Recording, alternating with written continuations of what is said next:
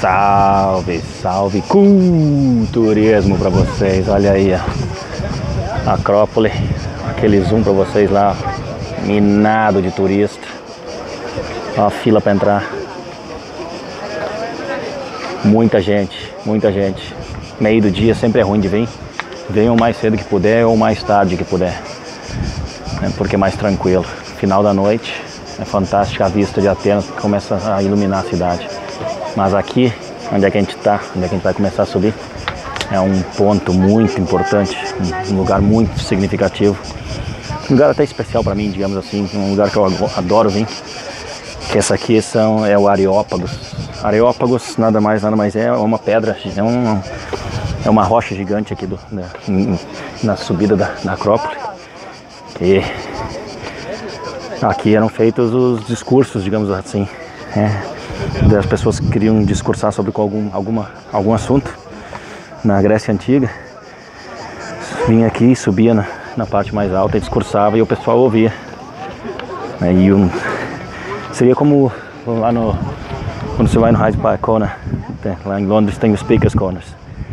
Então seria mais ou menos o Speaker's Corners da época antiga da Grécia. Aqui, vamos dar um giro para vocês aqui. Está bem na ponta da pedra aqui, é perigoso. Tomem cuidado quando vocês chegarem aqui. Aí fica a Ágora antiga, a Ágora grega. Lá vamos dar um zoom para vocês. Tempo de festas, a gente já vai lá embaixo fazer um vídeo legal para vocês, contar a história. Ali fica o Attalus, o estuário de Attalus, a reconstrução dele, lógico, né? Não estaria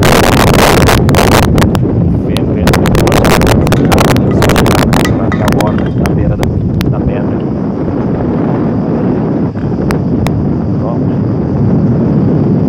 Mas voltando ao que interessa sobre o Areópago, vou dar uma caminhada aqui, vamos tentar dar uma caminhada, tentar não perder o boné também. O Areópago então era o Speaker's Corners da época, onde é que quem queria fazer o seu discurso sobre algum assunto, sobre algum tema, alguma coisa nova, ter um novo, de tantos dedos. É ruim de caminhar aqui em cima, bem escorregadio, muito escorregadio. Tenho de tênis, aconselho vocês a ter de sandália ou de chinelo, que é ruim de caminhar aqui em cima. Mas é fantástica a vista aí, como vocês podem ver. A gente está aqui no Areópago. Quase caí aí, galera. Então, o que eu vou dizer para vocês? Aqui no Areópago se faziam os discursos. Vocês sabem quem é que fez um dos maiores discursos da história do primeiro século? Aqui no Areópago. São Paulo. O apóstolo Paulo, o apóstolo dos gentios. A gente vai pegar aqui um pouco da água e vamos conversar um pouco sobre o apóstolo São Paulo. São Paulo veio para cá, para Atenas. Ele estava no norte da Grécia, estava em Tessalônica e veio numa viagem missionária entre o ano 50 e 52, ninguém sabe ao certo a data, mas aí nesses 2 anos São Paulo. E aqui no Areópago ele fez o primeiro discurso sobre a teologia cristã. Imagina. Digamos que foi a primeira vez que a Europa ouviu falar do cristianismo, foi aqui em Atenas. Imagina em Atenas, sendo a cidade do intelectualismo, né? A cidade da razão, a cidade da filosofia, da política, né? Sendo o berço cultural, maior berço cultural, maior expoente de cultura da Europa naquela época. São Paulo veio passeando por aqui, por Atenas, e resolveu vir no Areópagos. Areópagos significa a montanha de Marte, né? Ares, que é alto, Ares, que é a Marte, e Pagos, que é as colinas. Então ele veio tinha uma avenida aqui embaixo, que era a avenida processual, onde é que faziam as procissões durante os jogos panatenianos, né, digamos assim, aqueles jogos de verão de esportes de Atenas. Tinha onde passavam as carreatas com os esportistas vencedores, né, que eram coroados com naquela época não existia medalha, né? Eram coroados com coroas de oliveira. Todos os atletas que venciam os Jogos Pan-Americanos, eles faziam um desfile processual, que é tipo como é que chama lá no Rio lá? A passarela do samba lá, esqueci o nome. E então ali acontecia esse processo. E nessa avenida, dos dois lados sempre tinha os deuses gregos, né? Tinha Zeus, tinha Poseidon, tinha Artemis, tinha Atena, deixar vocês aqui um pouco com o Parthenon lá em cima. Então dos dois lados, de ambos os lados da avenida tinha, né, estátuas glorificando, né, adorando os deuses gregos. E São Paulo viu aquilo e enlouqueceu, né?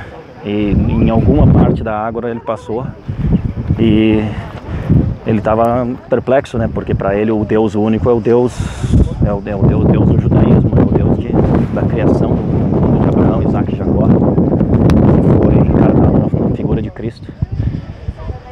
Então ele passa por um altar e todos os altares têm os deuses, né? Os deuses, Deus da cura, né? Esculápio, os deuses todos esses que a gente já citou.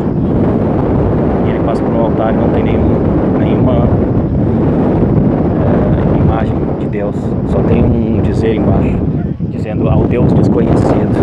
Quando ele vê aquilo é o estopim, né? Aquilo é a pólvora, né? A válvula para acionar as palavras dele sobre o Deus desconhecido. Ele chega no Areópago e fala: bom, eu andei passeando pela cidade de Atenas, uma cidade muito bonita, muito maravilhosa, com estátuas cheias de deuses, de heróis. Mas eu não vim aqui falar desses deuses, nem desses heróis. Eu vim aqui falar de um altar que eu achei muito interessante, que eu encontrei no centro da cidade. Um altar que tinha escrito embaixo: ao Deus desconhecido. E esse Deus desconhecido é o Deus que eu vou apresentar para vocês.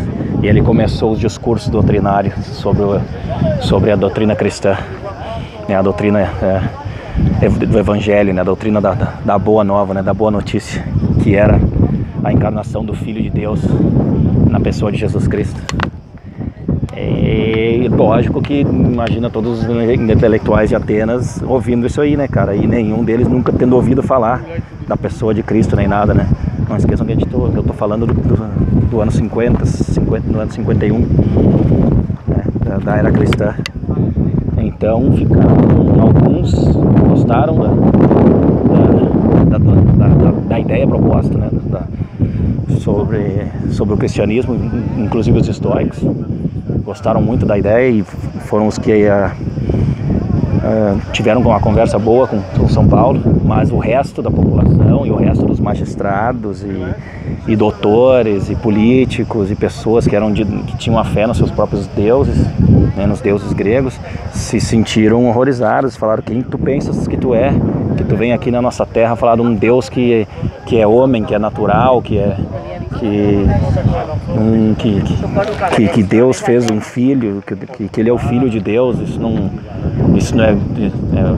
era quase que uma, quer dizer, não era quase que uma heresia, foi uma heresia para muitos gregos, né? Se chocaram, o escândalo.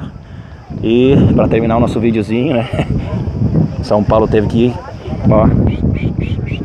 correr, fugir de Atenas, porque estavam a ponto de apedrejar ele, se não apedrejaram, né? E ele teve que fugir de Atenas porque ele fez esse discurso, que foi o discurso da bandeirante, né? O discurso assim da aurora, né? Digamos assim. Muitas pessoas falam que é o discurso da aurora do cristianismo na Europa, porque é a primeira vez que se ouve falar de Cristo na Europa foi aqui em Atenas, logo no berço da civilização, no berço da filosofia, no berço da política, no berço da intelectualidade, no lugar mais importante, onde mais existiam sábios no primeiro século e nos séculos anteriores também. Foi aqui em Atenas. Beleza? Fica o registro para vocês. Está aí o Areópago, um pouco da história. Talvez ficou um pouquinho longa, mas é uma história interessante para quem curte um pouco da história.